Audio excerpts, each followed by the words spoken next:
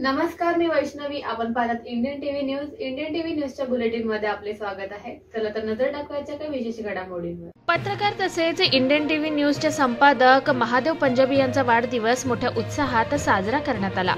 यावेळी सर्व नातेवाईक, मित्रपरिवार, राजकीय नेते त्यांच्या वाढदिवसावेळेस उपस्थित राहून त्यांना वाढदिवसाच्या व त्यांच्या पुढील वाटचालीसाठी त्यांना शुभेच्छा दिल्या. Bureau report, Indian TV news.